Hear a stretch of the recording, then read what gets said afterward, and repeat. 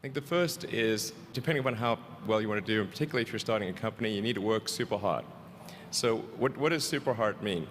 Well, when my brother and I were starting our first company, instead of getting an apartment, we just rented a small office and we slept on the couch. And we showered at the YMCA, and we had just one computer. So the website was up during the day, and I was coding at night. 7 days a week, all the time.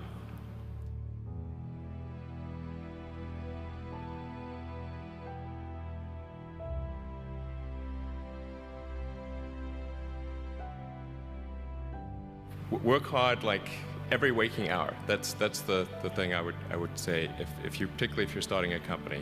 And I mean, if you do simple math, you say like, okay, if somebody else is working 50 hours and you're working 100, you'll get twice as much done in the course of a year as the other company.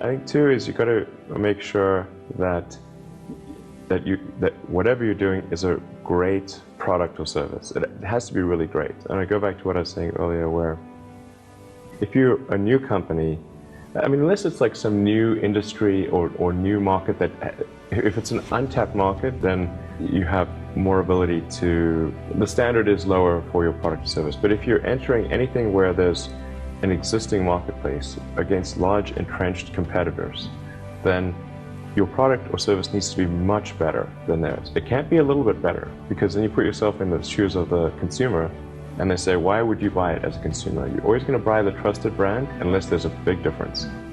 So a lot of times entrepreneur will come up with something which is only slightly better. And it can't just be slightly better. It's got to be a lot better.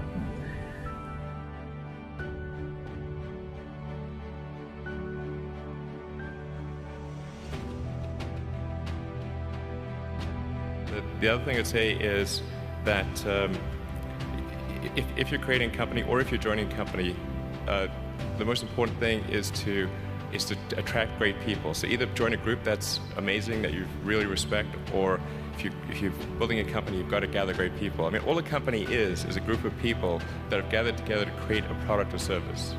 And so depending upon how talented and hardworking that group is, and the degree to which they are focused cohesively in a good direction, that will determine the success of the company.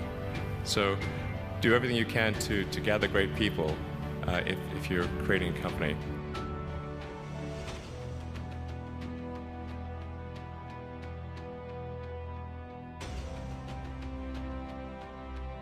Then I'd say focus on signal over noise. A lot of companies get confused. They spend money on things that don't actually make the product better. So, for example, at Tesla, we've never spent any money on advertising. We put all of the money into R&D and manufacturing and design to try to make the car as good as possible. And I think that's the way to go. So for any given company, just keep thinking about, are these efforts that people are expending, are they resulting in a better product or service? And if they're not, stop those efforts.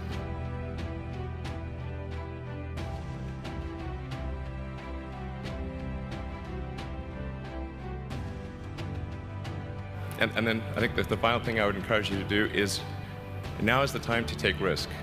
You don't have, you don't have kids, but as you get older, your obligations increase. And once you have a family, you start taking risk not just for yourself, but for your family as well. It gets much harder to do things that might not work out. So now is the time to do that, before you have those obligations. So I would encourage you to take risks now. Do something bold. You won't regret it.